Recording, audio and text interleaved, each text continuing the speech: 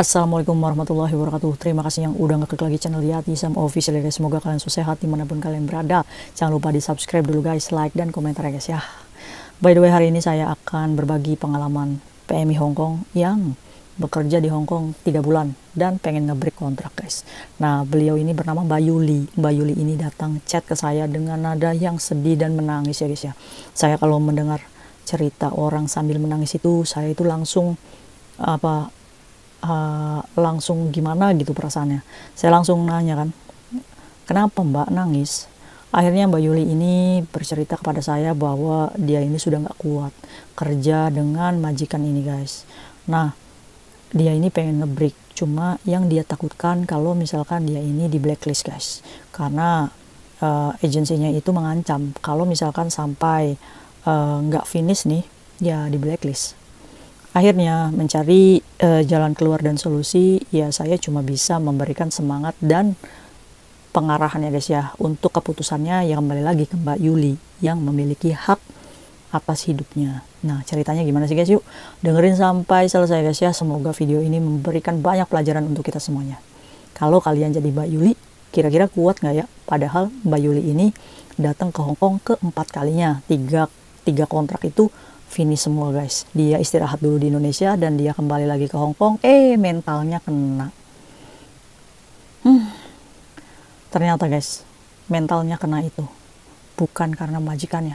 Majikannya itu baik guys, care. Tapi Mbak Yuli ini kena mental karena teman satu kerjaannya guys, yang ada 4 orang. Oh my god. Jadi Mbak Yuli ini bekerja di rumah yang besar milik 1 orang. Dan ART-nya ada 5. Ayo, langsung aja yuk. Mbak Yuli ini berniat bekerja ke Hong Kong lagi. Ya, karena ya kebutuhan ya guys ya. Nah, Mbak Yuli ini datang ke Hong Kong perkiraan sekitar bulan Agustus ya. Kesininya dia ini ya 3 bulan sih guys ya. Nah, 3 bulan Mbak Yuli ini ngerasa kalau misalkan dia udah deh, saya melambaikan bendera putih aja. Saya menyerah, saya pengen ngebreak kontrak.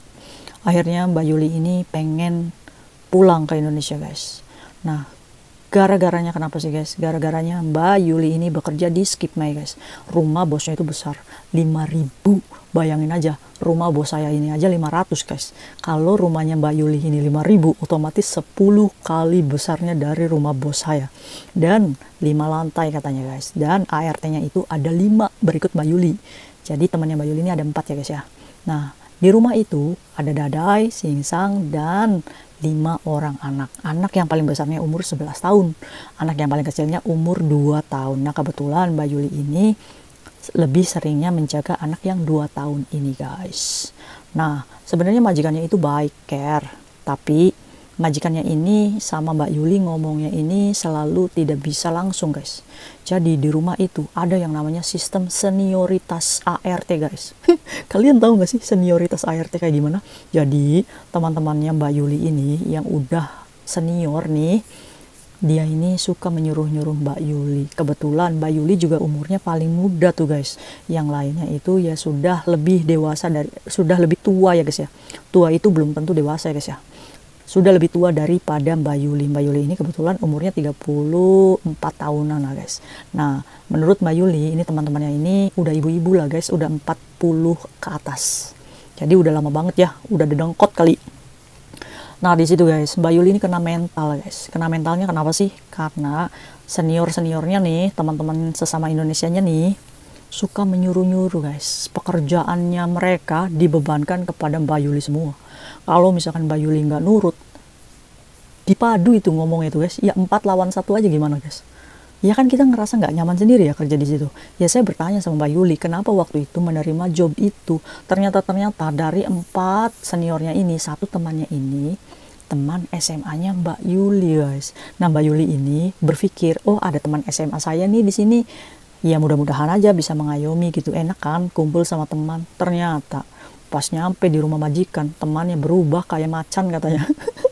Temannya Mbak Yuli, kenapa kamu berubah jadi macan kamu itu? Duh, kenapa melupakan temannya kayak gitu? Kan nggak boleh ya, apalagi satu daerah loh kalian itu. Nggak ada solidaritasnya gitu. Ya jangan mentang-mentang Mbak Yuli ini ex Hong Kong ya, yang udah bisa ngerti ngomong gitu. Jadi takut mungkin ya, ketakutan Mbak Yuli ini akan mendekati bosnya sebagai penjilat. Kan mereka ini jadinya kompak ini mengerjai Mbak Yuli ini sampai kena mental ini. Jadi kayak di ospek ya, kayak di mos ini Mbak Yuli ini.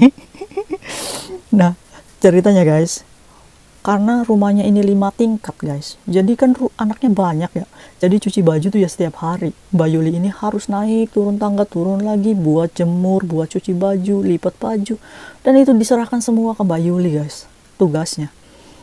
Dia ini mengaku bahwa kalau misalkan setiap malam dia ini selalu nangis, nahan gimana caranya meluapkan emosi kesal ya guys ya, karena kesalnya seniornya ini dilampiaskan ke Mbak Yuli semua. Ya kasihan juga ya, saya ini kena mental katanya. Nah kalau misalkan kalau makan aja yang menguasai ini ya seniornya ya, karena majikan itu kan pasti memberitahukan yang udah lama bekerja guys ya. Nah masak terserah mereka, jadi Mbak Yuli ini ya makan apa yang mereka masak. Jadi kayaknya kayak Mbak Yuli ini bekerja sama teman PMI-nya ya, bukan sama bosnya gitu ya. Kan lucu ya keadaan kayak gini tuh, tapi memang ini terjadi real. Kalau misalkan sesama PMI itu ada yang namanya iri hati, dengki, ya itu udah penyakit hati ya guys ya.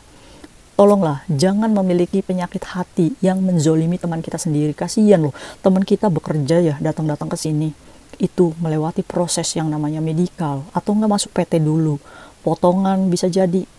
Kan kita menzolimi ya, mereka itu benar-benar pengen mencari nafkahnya. Kalian nggak pernah tahu, mungkin saja Mbak Yuli nih, seperti Mbak Yuli, dia memiliki beban keluarga yang harus dinafkahi. Seperti contohnya, mungkin saja ayahnya lagi sakit dan membutuhkan bantuan uang, atau anaknya lagi kuliah yang membutuhkan biaya pendidikan, atau ibunya yang stroke nggak bisa jalan, membutuhkan pertolongan biaya. Dan kalian seenaknya menzolimi teman kita yang pengen bekerja baik-baik di Hongkong ini dengan cara seperti itu. Jangan berpikir kalau misalkan kalian itu kerja di sini sudah bertahun-tahun sehingga kalian itu seenaknya menyuruh teman-teman baru yang baru datang ke sini itu dengan enaknya, seolah-olah kalian itu bos. Hello. Bahkan ya di mata Allah aja derajat manusia itu sama. Kok kalian bisa gitu seolah-olah melatih hati kalian itu untuk sombong ya, menganggap bahwa teman baru kita ini ya harus pekerjaannya lebih berat daripada kita yang senior. Gaji kita itu sama, posisi kita sama. Ya tolonglah sadar diri guys, sadar diri aja. Ya kalian mungkin umurnya sudah tua, tapi tingkat kedewasaan kalian itu ya perlu dimarahin. Saya ini marahin bukan marahin orang tuanya ya guys ya, tapi marahin tentang watak iri hati, dengki, sikap yang seperti itu tuh jangan membudaya guys. Kita ini sesama Indonesia ya guys ya, seenggaknya kita merangkul. Nih posisinya Mbak Yuli, ini nih kakak saya sudah nggak kuat, saya pengen nge-break kontrak, saya melambaikan bendera putih aja, dikarenakan kakinya Mbak Yuli ini bengkak guys, karena dia harus naik turun tangga setiap hari. Dia menangis kesakitan tanpa bisa berontak, mau ngomong sama majikannya selalu ditahan. Dia minta libur aja, temannya yang menentukan. Kan lucu ya, padahal majikan itu selama 1 minggu itu terserah mau liburnya kapan aja, tapi seniornya yang menentukan liburnya Mbak Yuli ini. Lucu ya, ada gitu. Kemarin kasusnya majikannya yang problem, ini cecenya yang problem. Kelainan mental semua. Jadi Mbak Yuli ini kena mental guys. Kak jujur, saya ini kakinya bengkak, saya udah gak kuat. Ya saya hanya bertanya sama Mbak Yuli pada saat itu, Mbak Yuli siap nggak pulang ke Indonesia? Mbak Yuli, saya lebih baik pulang ke Indonesia, kalau begitu ambil surat notis dan nge-break kontrak. Karena keselamatan Mbak Yuli itu lebih penting.